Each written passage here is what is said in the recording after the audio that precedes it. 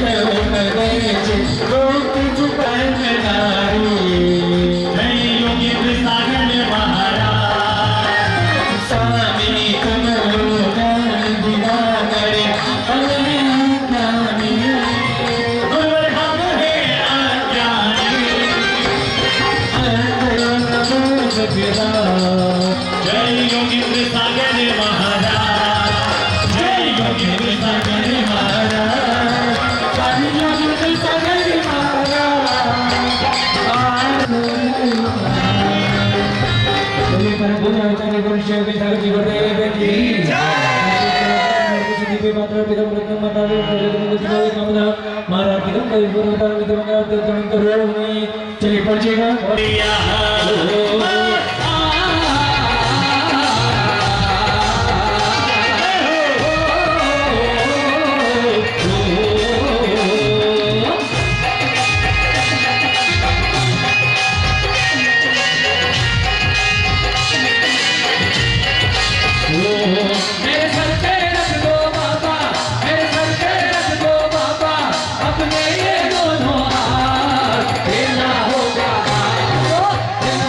Jai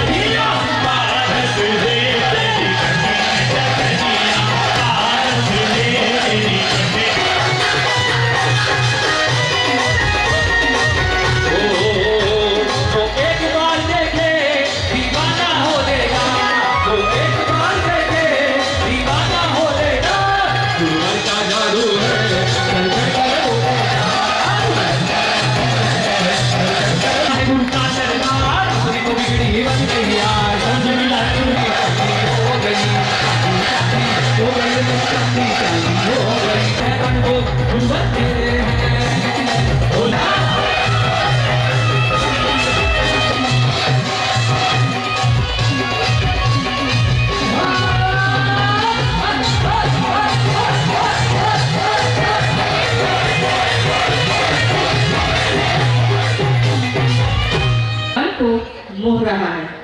तो ऐसे शीतल धाम तीर्थ की हम यहाँ वंदना करने आए हैं। सारा हमारा ये परिवार, आचार्य गुरुवर योगेंद्र सागर जी महाराज का परिवार, जिसे संभाला है हमारी आदरणीय सविता दीदी ने।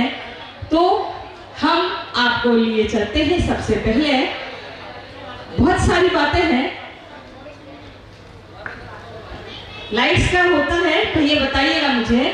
तो हम लिए चलते हैं आपको इस सुरम्य वादियों की अधिष्ठात्री दीदी से एक सुंदर से मुलाकात करवाने के लिए। आदरणीय दीदी, आदरणीय सपना अपनी पूजा भक्ति भावना रखी। तो ये शीतल धाम तीर्थ कैसे इसकी संरचना आज हम सबके बीच में है। आप तो परत दर परत आप शुरुआत से यहाँ पर पहली सीढ़ी से यहाँ पर हैं, इस धरती पर जो बहुत पवित्र है। तो थोड़ा सा हमारे परिवार को इसके बारे में दीदी जानकारी दें। सभी को सादर जय जिनेन्द्र। परम पूज्य गुरुदेव आचार्य श्री योगेंद्र सागर जी के चरणों में सादर नमन वंदन अभिनंदन। परम पूज्य गुरुदेव आचार्य योगेंद्र सागर जी महाराज, जैसा कि आप जानते थे, बहुत निष्प्रही संत थे। उन्होंने कभी किसी चीज की किसी से कोई लालसा नहीं की। लेकिन जब हम 2008 में बद्रीनाथ की यात्रा के लिए पूरे संघ को लेकर गए, तो आप सभी जानते हैं कि पूज्य गुरुदेव के साथ अधिकांश वयोवृद्ध साधु थे, जिनमें से 5 साधुओं की उम्र 80 से ऊपर थी। जब हम लोग हरिद्वार तक पहुंचे तो उन लोगों में थोड़ी सी अस्वस्थता आने लगी। उन लोगों ने मुझे डरा भी दिया कि ऊपर ठंड बहुत होती है, ऑक्सीजन नहीं मिलती है, तो बुजुर्ग लोगों के जाने में थोड़ा खतरा है। तो हमने ये विचार किया कि जो हमारे 5 वयोवृद्ध साधु हैं, उनमें से 3 लोगों को हम यहाँ छोड़कर जाएं जो थोड़े अस्वस्थ हैं। तो वहाँ की समाज में आसपास हमने सभी गांवों में प्रयास किया। नाम में लेना नहीं चाहती हूँ क्योंकि वो भी हमारे ही सदस्य हैं, जैन समाज के ही लोग हैं। लेकिन उन शहरों की समाज ने हमें बिल्कुल मना कर दिया। उन्होंने कहा कि हम इतने वयोवृद्ध साधुओं की जिम्मेदारी नहीं ले सकते हैं। मैंने उन्हें प्रस्तावित भी किया कि हम अपने कर्मचारी उनके साथ छोड़ेंगे, आपके ऊपर पूरी जिम्मेदारी नहीं रहेगी, रात्रि में सोने इत्यादि की जिम्मेदारी हमारे कर्मचारी निभाएंगे।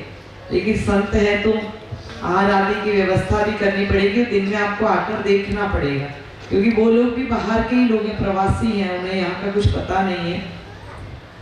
पर कहीं से कोई अच्छा उत्तर हमको नहीं मिला। तो आप तो ये भी जानते थे कि गुरुदेव इस मामले में थोड़े से कड़क थे, यदि एक बार उन्हें बुरा लग जाए। उन्होंने बोला नहीं, सारे संत मेरे ऊपर ही जाएंगे, और जिसको जाना होगा वो चला जाएगा, नहीं तो लौट के मेरे साथ आएगा। लेकिन वो तसक उनके मन में रह गई, कहीं ना कहीं उनके हृदय को कचोड़ने लगी।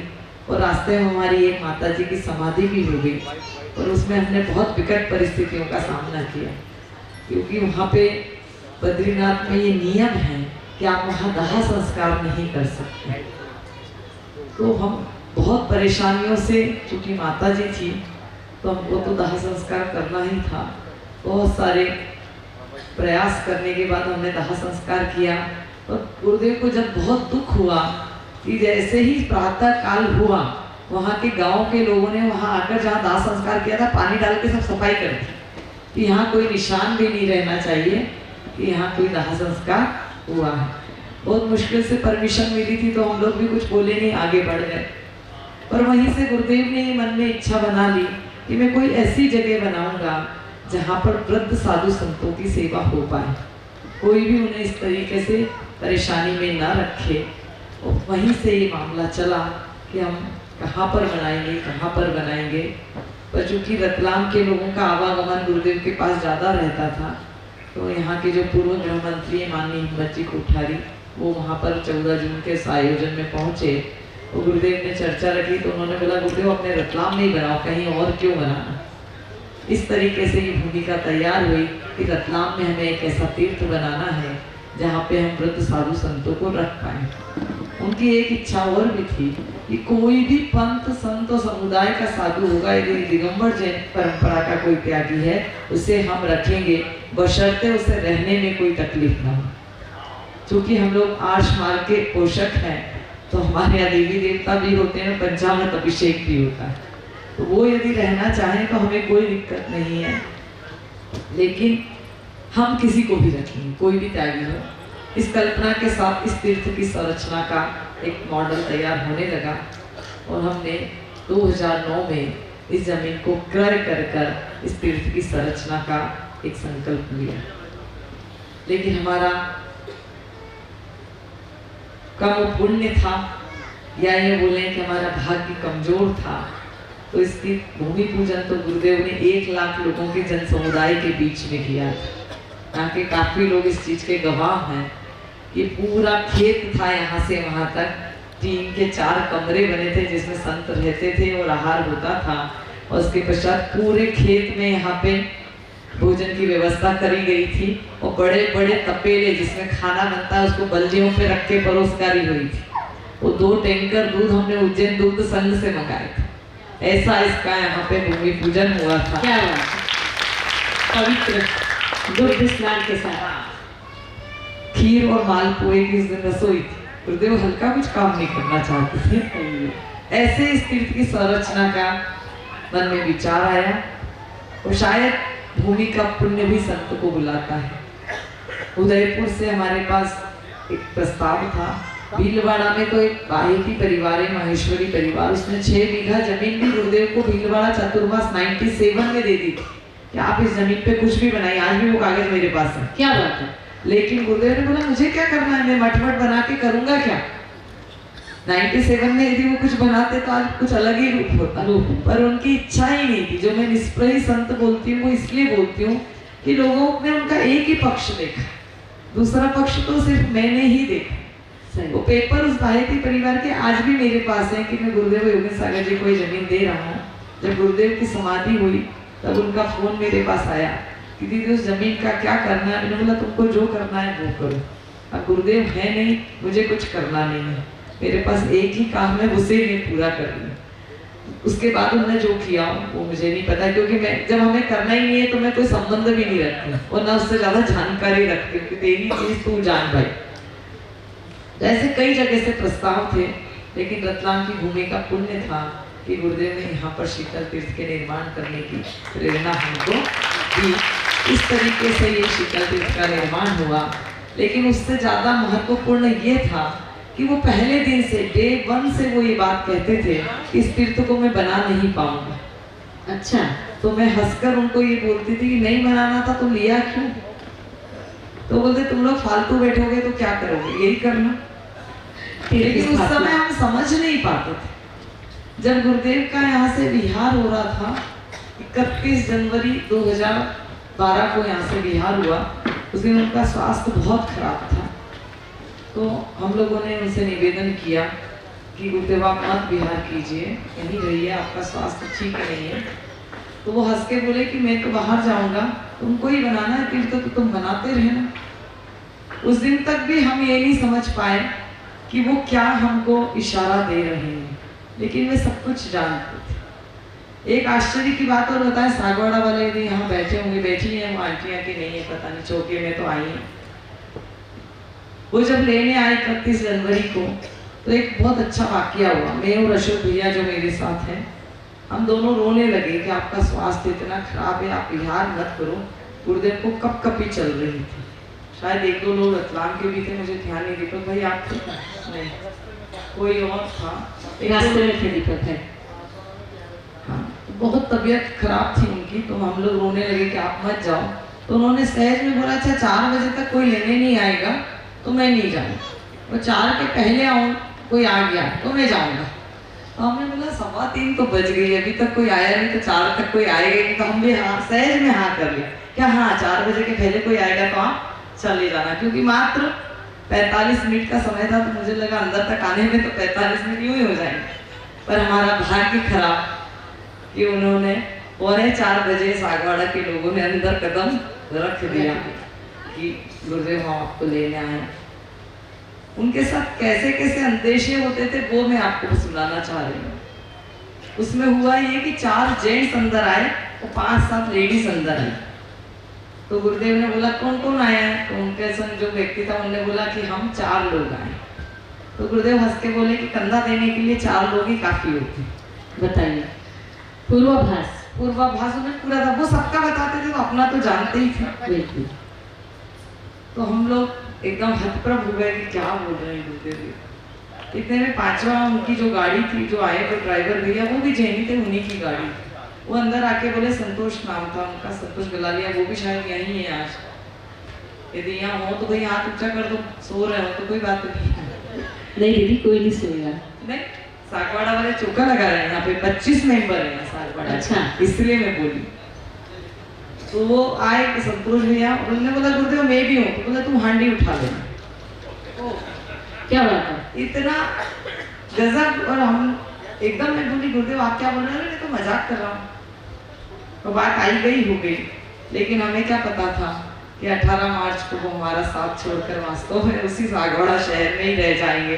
वहीं से वो देवगति को प्राप्त कर अब इस पर्याय का त्याग कर देंगे। लेकिन जब तक यहाँ 3 चतुर्मास हुए, 2009, 10, 11, एक तो उनके सामने बोलने की किसी की हिम्मत नहीं होती थी, फिर भी मैं गुस्ताखी कर लेती थी, बोलती। जब भी चतुर्मास होता उसके बाद बिहार कर लेते, तो मैं हंस के उनको बोलती कि महाराज जी 1 साल 2 साल पूरा रहूं तो तीर्थ अच्छा बने। तो वो हंस के बोलते रहते, तुम लोगों को प्लान बताता हूँ ना, बस उसको एग्जीक्यूट करो, मैं यहाँ हमेशा बना रहा हूँ, ऐसा नहीं है। फिर भी कुछ ये पुण्य भी था कि 2009 का चतुर्मास भी हम लोग लेकर आए, उनका 10 का भी लेकर आए और 11 का भी लेकर आए। 11 के चतुर्मास के लिए तो यहाँ पास में खांडू कॉलोनी के लोग इतने आए, 2 बस भर के। और ये समझिए कि 90% गुरुदेव का मन खांडू कॉलोनी का बन गया। परंतु हम सब लोगों ने बहुत निवेदन किया, अनुनय विनय किया, तो वापिस उनका चतुर्मास यही हो गया। लेकिन उस चतुर्मास में उन्होंने घोषणा कर दी कि मैं अगला चतुर्मास अब यहाँ नहीं करूँगा। अच्छा। ये भी उन्होंने बोल दिया। और जिस दिन बिहार हुआ 31 जनवरी को, उस दिन भी लोगों को उन्होंने कक्ष में बोल दिया कि अब मैं शीतल तीर्थ दोबारा नहीं आऊँगा। क्या बात है? मैं जा रहा हूँ शीतल तीर्थ छोड़कर, अब यहाँ कभी नहीं आऊँगा। पर ये मेरा दुर्भाग्य है कि मेरे सामने कभी ये बातें करी ही नहीं। शायद इसलिए कि मेरा मनोबल टूट जाता, या मैं कुछ परेशान होती, या न जाने देने का कुछ प्रयास करती। तो उन्होंने ये सारी बातें मेरे से नहीं कही, ये मेरे को और दूसरी लेडीजों ने आके सुनाई है, गाँव की महिलाएं थी उन्होंने सुनाई जब गुरुदेव की समाधि हो गई उसके बाद, कि गुरुदेव दीदी आपको पता नहीं, गुरुदेव तो यहाँ कमरे में ही बोल गए थे कि अब मैं दोबारा शीतल तीर्थ लौट कर नहीं आऊँगा। क्या? तो ऐसे शीतल तीर्थ की परिकल्पना उन्होंने रखी थी और उनकी इच्छा हमेशा होती थी। मैंने एक बार उनको कहा कि आप पहाड़ी बनाने का बार बार निर्देश देते हो, तो बनी बनाई पहाड़ी आसपास कोई ले लेते हैं, उसी पर बना लेंगे। तो वो कहते हैं योगेंद्र सागर जी हमेशा वो काम करते हैं जो दूसरे नहीं करते हैं। लोग पहाड़ियों को काटते हैं, हम पहाड़ियों को बनाएंगे ताकि प्राकृतिक सुंदरता आए। और ये जो प्रतिमा है, इसको खड़े रहकर उन्होंने 3 महीने में खुद 11 कारीगरों से बनवाया। इसका हमने 60 टन का पत्थर खरीदा था। अभी 2-3 दिन से मंत्र विद्या की बात चल रही थी तो मैं हंस रही थी, क्योंकि हम लोग तो इसके सबके साक्ष्य हैं। 60 टन का पत्थर आया, यहाँ के काफी लोग गवाह हैं। 3 दिन तक वो ट्रॉले से उतरा नहीं, क्योंकि उस समय मैं यहाँ परमानेंट नहीं रहती थी, मैं तो उज्जैन में अपना स्कूल चलाती थी, वहाँ रहती थी। तो मैं किसी कारण से यहाँ आ नहीं पाई। 3 दिन तक वो पत्थर नहीं उतरा। रोज ट्रॉले वाला मेरे को बोलता था मेरे टायर फूट जाएंगे, अब पत्थर उतरवाइए, लेकिन नहीं उतरा। बहुत प्रयास किए। फिर मैंने गुरुदेव से पूछा कि क्या करना चाहिए। तो उन्होंने बोला जब तक इस पत्थर के शिला पूजन नहीं करोगे पत्थर नीचे उतरेगा नहीं। और मुझे विधि बताई, एक पुस्तक बताई कि उसमें नेमिचंद प्रतिष्ठा तिलक के अंदर ये विधि दी है। उस पुस्तक को ले जाओ, जाकर पूजा करो, तब वो पत्थर वहाँ से उतरेगा। और जैसे ही मैं यहाँ आई, मेरे साथ डॉक्टर नेमिचंद जी भी सोने चले गए, वो भी थे उज्जैन वाले। हम लोग यहाँ आए, मैंने यहाँ आकर शिला पूजन जैसा गुरुदेव ने विधि बताई थी वैसा किया। और 1 घंटे के अंदर पत्थर उतर गया और उन्हीं जेसीबी वालों ने उतार दिया जो 3 दिन से पच रहे थे। क्या बात, ये भी एक आश्चर्य की बात, कोई नए व्यक्ति को नहीं बुलाया, जो 3 दिन से पच रहे थे उन्हीं लोगों ने उस पत्थर को उतार दिया। तो मंत्रों की भी अपने आप में बहुत महत्ता है। गुरुदेव ने इसीलिए पूरी प्रतिमा को अपने सामने तराशा, जितने कारीगर थे उनके औजारों का पूजन हमसे करवाया, उस पत्थर का पूजन दोबारा करवाया और धोती दुपट्टे पहनाकर उसको तराशा है। मतलब उनको अपने घर के कपड़े पहन के करने की अनुमति नहीं थी, या तो वो अपनी टॉवेल लपेटते और बनियान पहनते या धोती दुपट्टा पहनते। और 3 महीने तक उन्होंने पूरी इतनी मेहनत करी, तब ये भगवान आदिनाथ की प्रतिमा प्रकट हुई। ये आज भी 40 टन की प्रतिमा है, तो इसका वजन कोई कम नहीं है, 40 टन की प्रतिमा है। और हम तो ये भी मानते हैं कि आज भी गुरुदेव का साक्षात आशीर्वाद हमारे साथ है। और ऐसे हमारे यहाँ के तो जितने देवी देवता हैं सब जागृत है, कोई माने या ना माने, क्योंकि ये सब चीजें श्रद्धा की हैं। पर ऐसे कई इंसिडेंट हैं जिनमें उनकी उपस्थिति हमको महसूस होती है। जब इस प्रतिमा को ऊपर ले जाना था तो देवयोग से मैं उस दिन इंदौर गई हुई थी। डॉक्टर प्रणाम सागर जी महाराज यहाँ आने वाले थे, तो मैं उनको लेने के लिए इंदौर गई थी। शुद्ध पंचमी का दिन था, 9 जून की बात है। तो मैं जेसीपी वाले को बोल कर गई कि भैया इसका कमल तुम चढ़ा देना, कमल और प्रतिमा अलग अलग थी, कमल तुम चढ़ा देना, प्रतिमा कल मैं जब आऊंगी तब चढ़ाएंगे। अब क्या होता है, होश में आदमी जोश में होश खो देता है। कमल बहुत आसानी से चढ़ गया, तो उन्होंने बोला अपन प्रतिमा भी चढ़ा लेते हैं।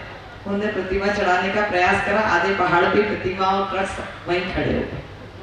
फिर उनका फोन मेरे पास आया कि दीदी ऐसे ऐसे हुआ, वीडियो आया, वो वीडियो शायद कहीं यूट्यूब पे भी पड़ा हुआ है, वहाँ फंसी हुई प्रतिमा, सब वहाँ खड़े हो कि अब क्या करें दीदी, ऐसा हो गया।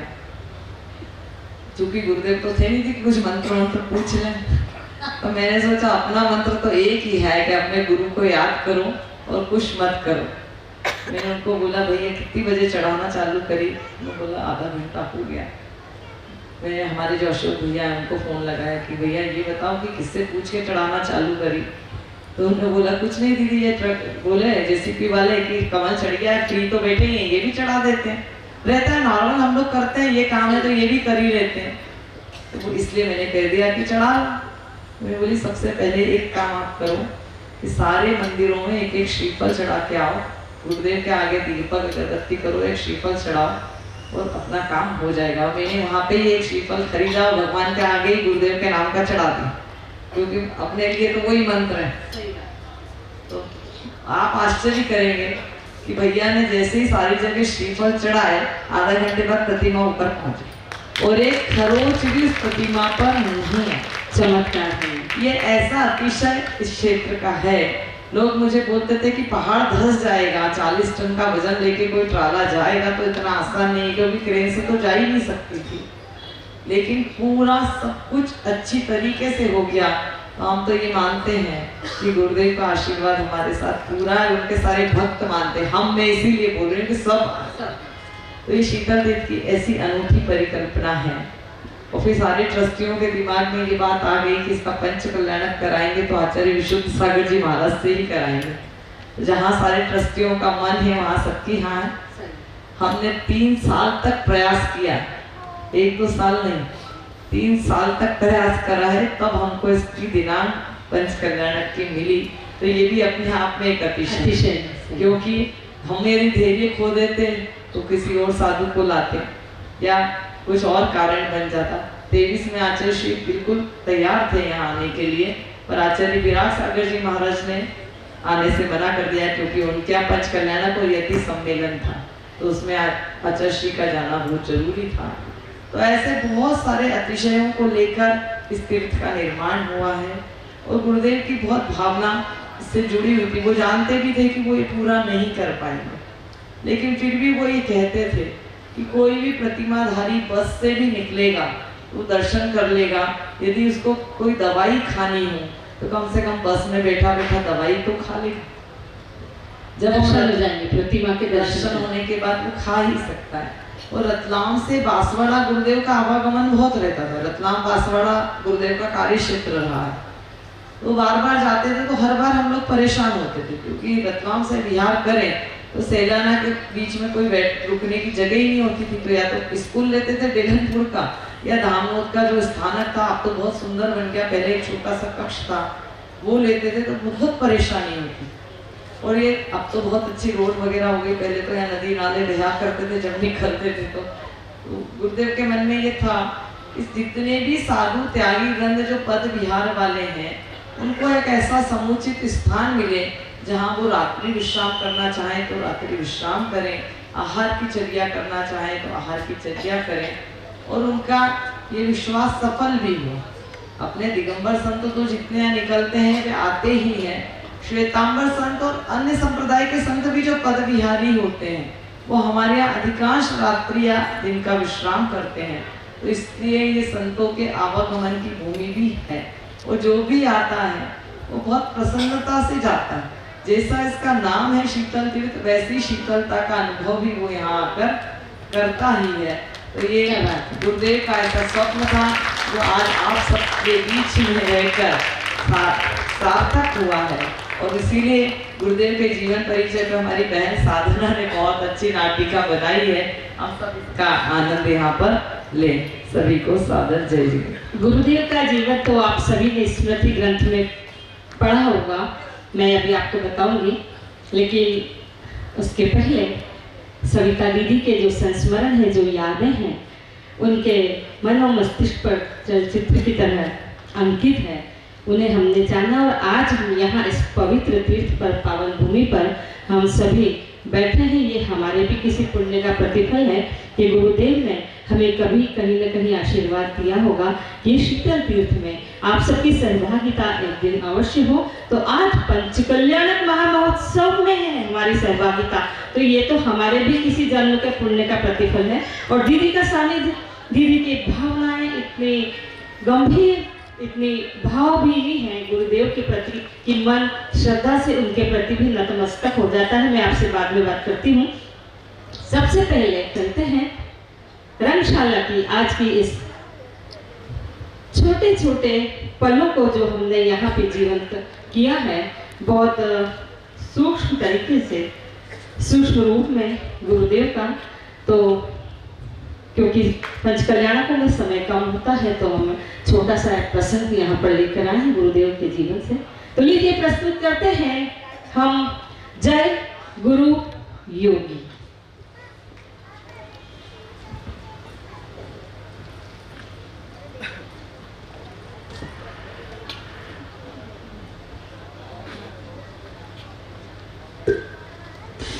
Thank you.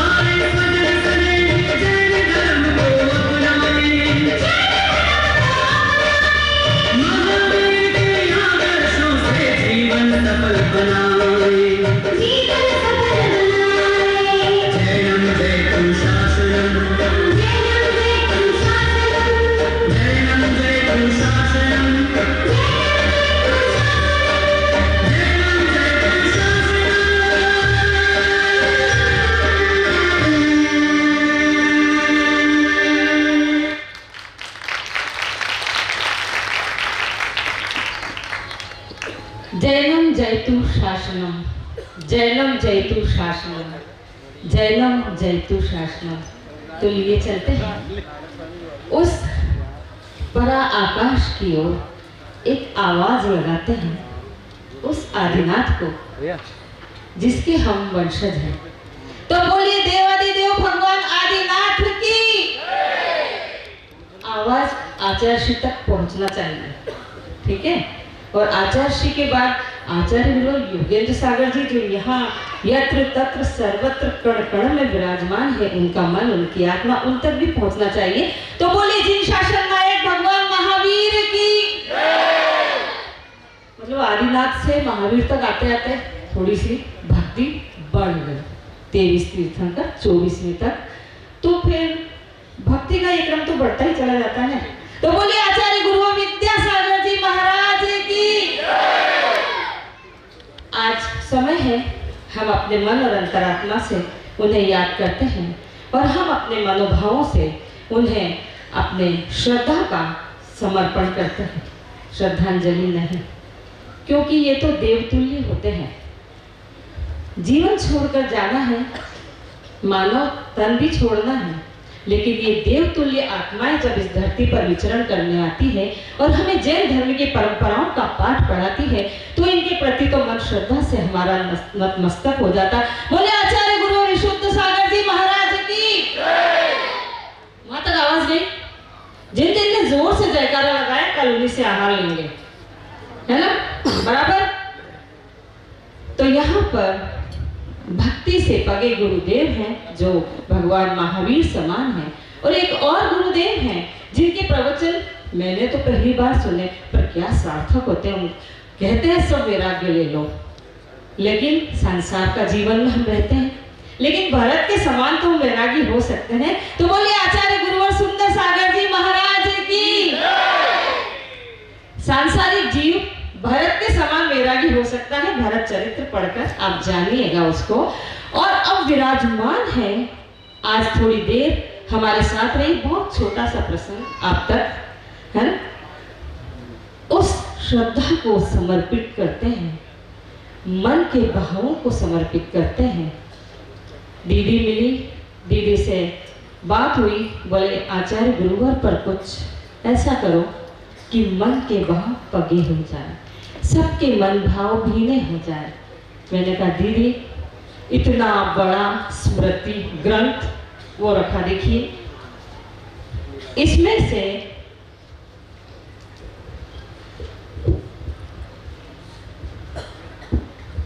इतना बड़ा स्मृति ग्रंथ पढ़ेंगे आप। मैंने सोचा था क्या पढ़ पाऊंगी इसे, कैसे पढ़ूंगी, समय कम है, बहुत ही कम समय था मेरे पास।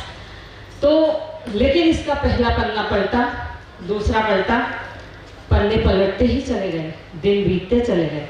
एक दिन में कई पन्ने पलट लिए मैंने, पूरा स्मृति ग्रंथ पढ़ा, क्योंकि यहाँ गुरुदेव को बहुत कम घटनाओं के माध्यम से, मुझे संस्मरणों के माध्यम से लाना था और गागर में से सागर निकालना था। तो आदरणीय हमारी आंटी उषा जी पाटनी यहाँ पर जो विराजमान है, जो मेरे सभी नाटकों का लेखन करती हैं, तो मैंने उन्हें कहा दीदी आंटी इसमें से नाटक बनाना है, कैसे बनेगा, बहुत बड़ा है ये तो। बोले बनेगा, उन्होंने याद किया है ना आचार्य योगेंद्र सागर जी महाराज ने, तो निश्चित रूप से बनेगा, चिंता मत कर। और नाटक बना, छोटी छोटी घटनाएं हैं, कुछ 2-4 ही ली है हमने।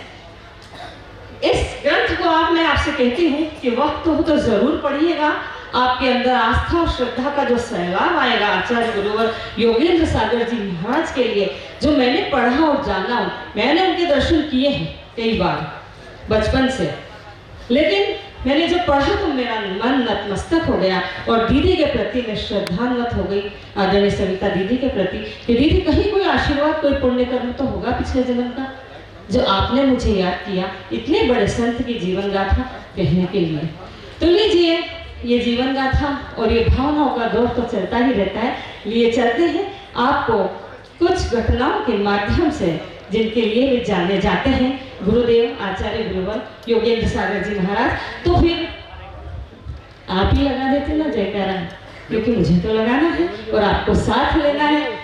कुछ दिन बचे हैं, 2-3, जब हम यहाँ साथ रहने वाले हैं। महापुस्तक का विषय होगा उस आदिनाथ भगवान का, जिनके हम वंशज हैं। तो बोलिए आचार्य गुरुवर योगेंद्र सागर जी महाराज की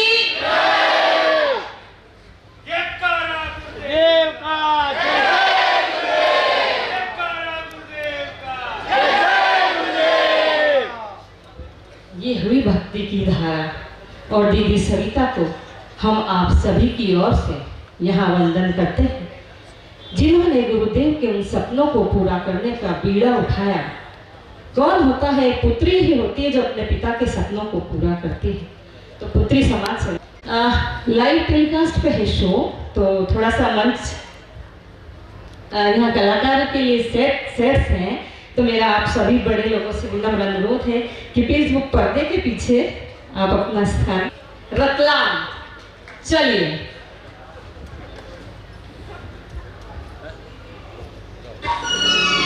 जय सन्मति गुरु के पुण्यनंदन योगेंद्र सागर गुरु को वंदन। जय धर्म जगत के संवर्धक, जय भक्त जनों के मनोरंजन। जय आर्ष मार्ग के प्रद्योतक, अज्ञान तिमिर के संहारक, जय श्यामवाद के उन्नायक, जय पर्वत तारक हितकारक। जय मुनि संघ के अधिनायक, अभियोग चार के परिव्यायक, जय महातपस्वी निष्ठापक उपसर्ग परिश्रम जयकारक। जय छंद न्याय व्याकरण तक, जय गीतकार और कवि लेखक, जय शुभ चिंतक भव भय बंधक, जय जिनवाणी माता गायक। जय नाना भाषा महाविज्ञ अध्यात्म तपस्वी अखिलेश्वर। ऐसे गुरु योगेंद्र सागर जी को नमन करें मन वचन कर, नमन करें मन वचन कर, नमन करें मन वचन कर।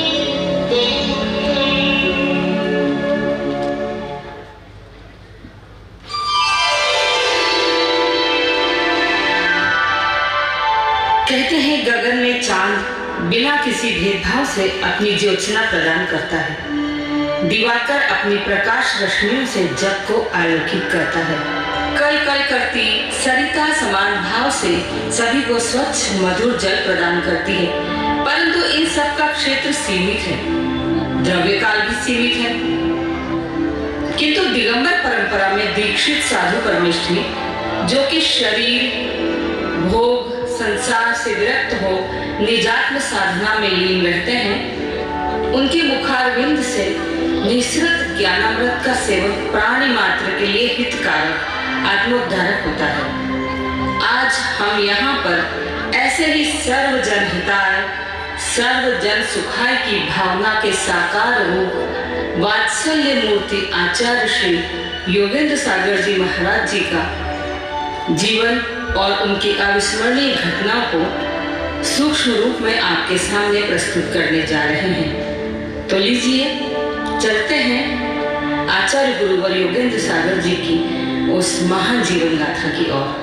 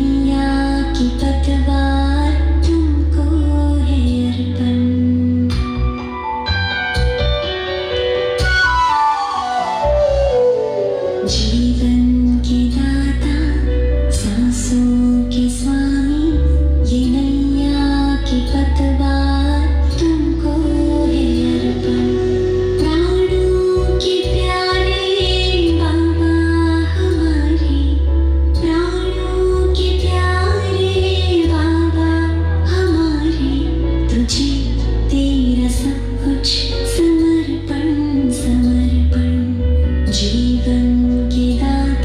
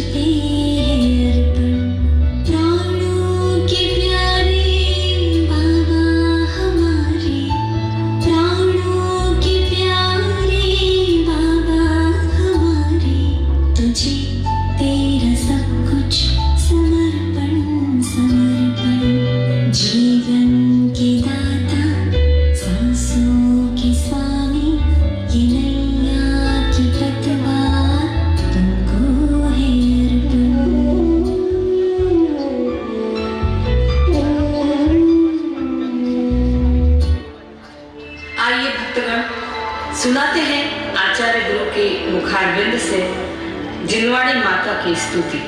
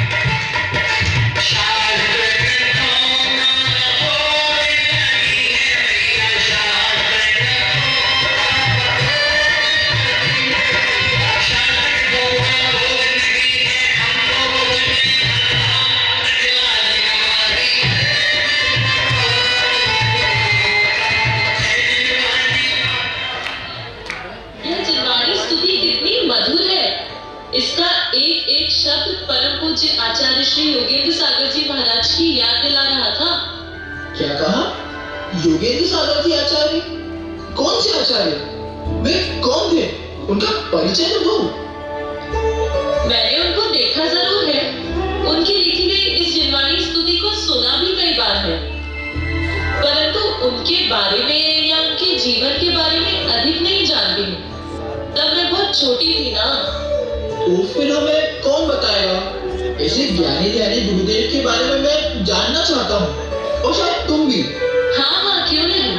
तो फिर चले? चलिए।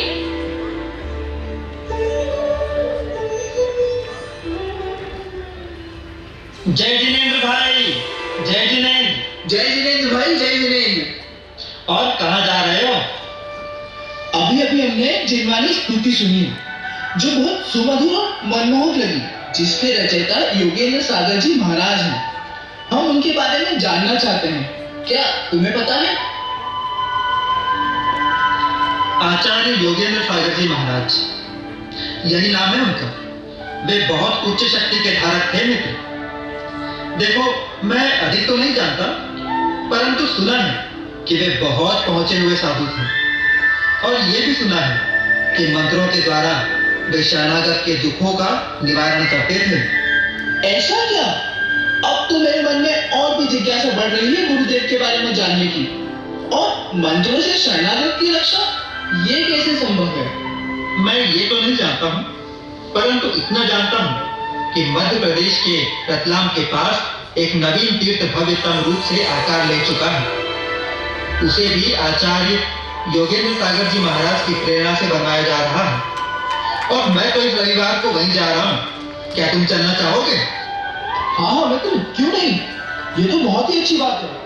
हम तीर्थ के दर्शन भी कर लेंगे और गुरुदेव के बारे में जानकारी भी मिल जाएगी। हाँ हाँ जी, चलते हैं। हाँ हाँ, चलो चलो चलो चलो चलो।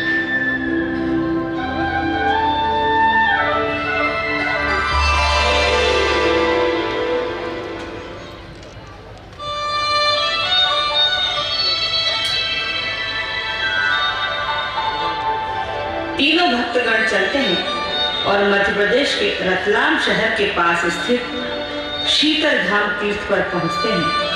वहां पहुंचते ही उन्हें आनंद महसूस होता है और तीर्थ की रज को अपने मस्तक पर लगाकर नमन करते हैं।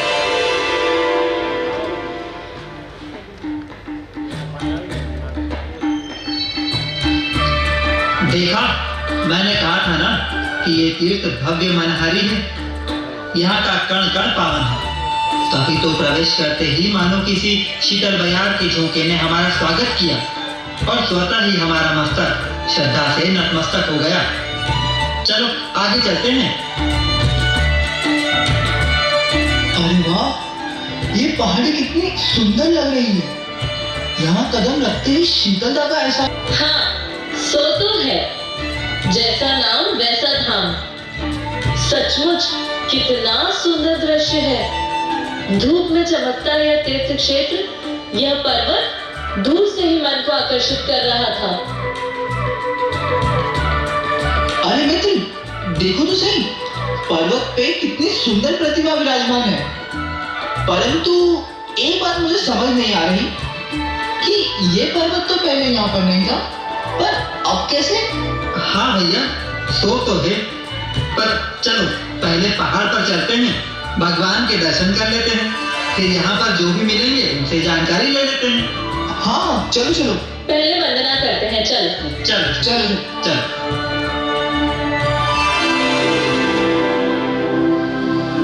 ये शीतल तीर्थ बड़ा मनहारी, आदिनाथ जयकारी है तीर्थ बड़ा मनहारी। सुंदर गिरि शिखर पर प्रतिमा अनुपम आकर्षित नर नारी है तीर्थ बड़ा मनहारी।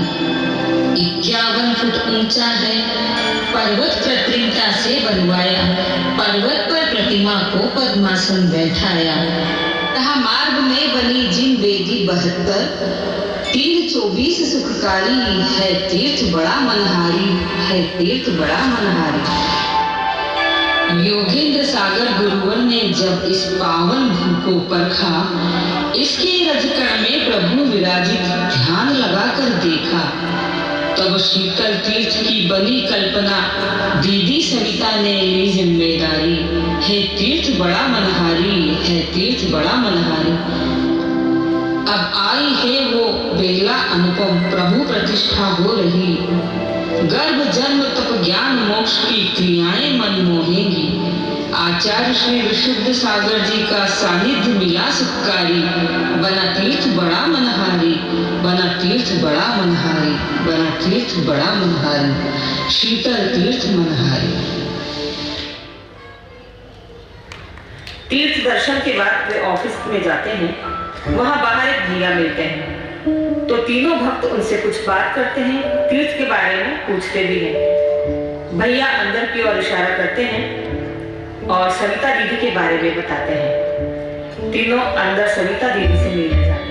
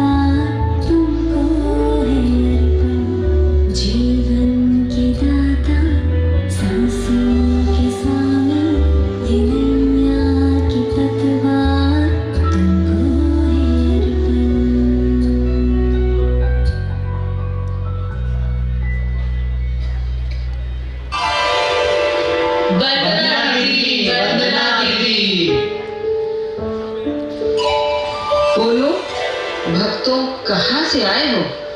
इंदौर से। अच्छा बताओ, कुछ पूछना है? दीदी हम कुछ जानना चाहते हैं। अच्छा, क्या जानना चाहते हो? दीदी, हम इस तीर्थ और तीर्थ के प्रणेता के बारे में जानना चाहते हैं। अच्छा, चलो, तीर्थ के दर्शन तो तुमने अभी कर ही लिए हैं। मैं तुम्हें तीर्थ प्रणेता के विषय में कुछ बताती हूँ। हाँ दीदी, हमारी जिज्ञासा बढ़ रही है, जरा जल्दी से बताइए ना दीदी। हाँ दीदी, जरा बताइए ना। तो सुनो, इस तीर्थ के प्रणेता प्रज्ञा पुरुषोत्तम आचार्य श्री योगेंद्र सागर जी महाराज रहे। ये तीर्थ उन्हीं की कल्पनाओं का परिणाम है।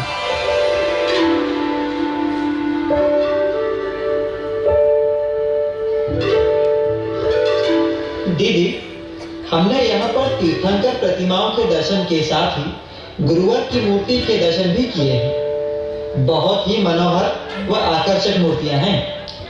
सुना है वे बहुत पहुंचे हुए मुनि थे, बहुत ज्ञानी ध्यानी थे।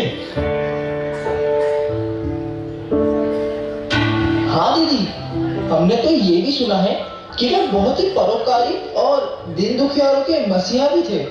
दीदी, क्या वे ऊपरी बाधाओं का भी निवारण करते थे? क्या आपने कभी उन्हें निवारण करते हुए देखा है? तुमने जो भी सुना है वो सब सत्य है। गुरुदेव आचार्य योगेंद्र सागर जी महाराज दिव्य शक्ति के धारक थे, दिव्य दृष्टा थे, पराशक्ति के ज्ञाता थे। दीदी, तो आप कोई घटना बताइए ना।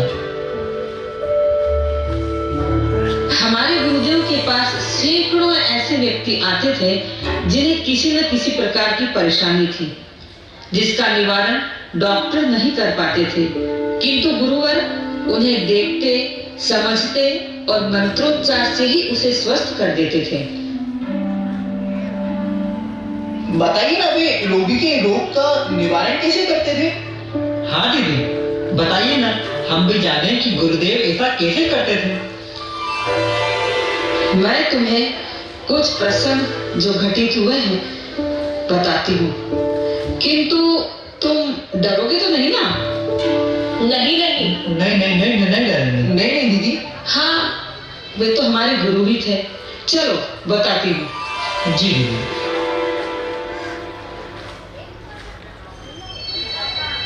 विघ्नोगा प्रलयम यान्ति शाकिनी भूत बलग्गाः विषम निर्विष्टाम याति स्तूयमाने जिनेश्वरे। चतुर्थ पट्टाधीश प्रज्ञा पुंज दिव्य दृष्टा आचार्य श्री योगेंद्र सागर जी महाराज आधुनिक युग में परा विद्याओं के प्रामाणिक जानकार थे। देखते हैं किस प्रकार वे आगमोक्त विधि से ऊपरी बाधाओं का निवारण आसानी से कर देते थे और भक्तों को संतुष्ट कर देते थे।